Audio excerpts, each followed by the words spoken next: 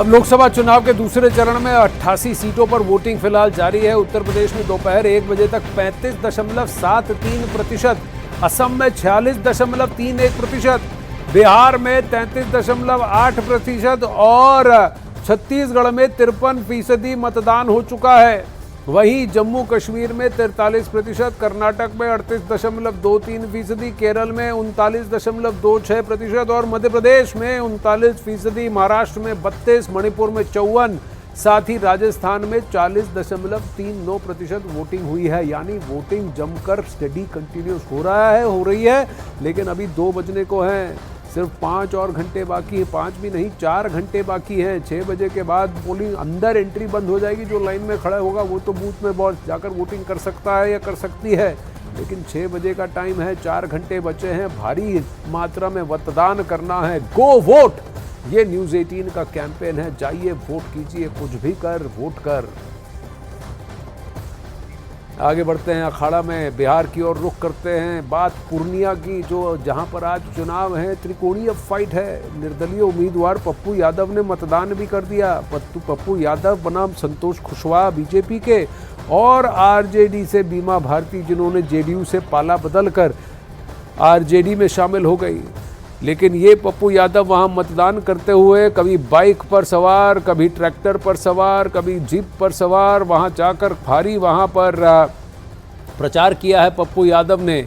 लेकिन इनके खिलाफ इस तरह से बयानबाजी हुई है, जहाँ उनसे तेजस्वी यादव ने ये तक कह दिया, या तो हमें वोट करें या एनडीए को वोट करें, किसी तीसरे को ना वोट करें। हमारे साथ मौजूद है पप्पू जी। आज आपके लिए बड़ा दिन है, किस तरह से इसको देखते हैं? सर 5 साल इंटू 24 घंटा हम सेवा करते हैं ना। हमको एक दिन चुनाव नहीं लड़ते, चुनाव रैली लड़ते हैं। कोरोना में, बाढ़ में, हर चीज़ों में चुनाव लड़ते हैं, हर चीज़ों में। जीवन में कोई ऐसा चीज़ नहीं है, आप उठा करके देख लीजिए, कि 24 घंटा लोगों के बीच रहते हैं, उपलब्ध रहते हैं, न्याय के लिए, मदद के लिए, सेवा के लिए। चुनाव का क्या उचित है? बस ये एक परंपरा है जिसको मैं निर्वहन कर रहा हूँ। पूर्णिया मुझे लड़ना था और सभी देश के लोगों के आशीर्वाद प्राप्त हुए हैं। दिल में मैंने जगह बनाई है। हर जाति, धर्म, मजहब की राजनीति को मैंने यहाँ खत्म की है। एक नई शुरुआत हुआ है, एक नए इतिहास की शुरुआत हुई है। एक नया 4 जून के बाद राजनीतिक इतिहास बनेंगे। पप्पू यादव कह रहे हैं नया इतिहास की शुरुआत करेंगे। किसी वक्त लालू यादव के बाहुबली हुआ करते थे, अपने आप को लालू का बड़ा बेटा कहते थे। आज उनको पूरी तरह से पराया कर दिया। पूर्णिया में क्या होगा उस पर नजर बनी रहेगी, लेकिन आप जाएं, मतदान करें।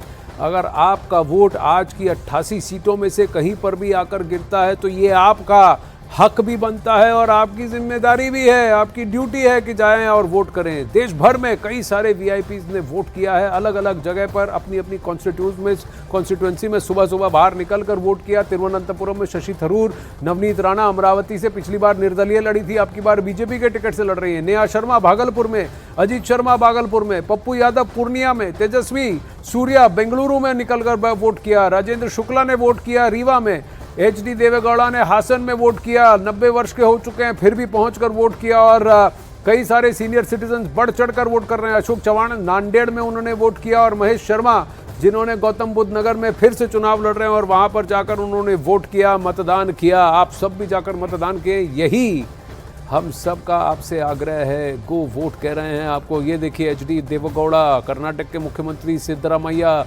केरल के मुख्यमंत्री पिनराई विजयन, वसुंधरा राजे जी पूर्व राजस्थान की मुख्यमंत्री, कर्नाटक के पूर्व मुख्यमंत्री HD कुमारस्वामी, जो इस वक्त अब की बार उनकी पार्टी बीजेपी के साथ चुनाव लड़ रही है, एनडीए में शामिल हो चुकी है। भूपेश बाघेल छत्तीसगढ़ में उन्होंने मतदान किया। अशोक चव्हाण ने मतदान किया। नांदेड़ की सीट महाराष्ट्र में क्या होगा, बहुत इंटरेस्टिंग है। नांदेड़ के इनको चव्हाण कहा जाता है, वहाँ का शेर कहा जाता है। नांदेड़ में क्या होगा देखने वाली बात है। महाराष्ट्र की सीटों में क्या खलबली होगी देखने वाली बात है। पूर्व CM अशोक गहलोत ने भी राजस्थान में मतदान किया।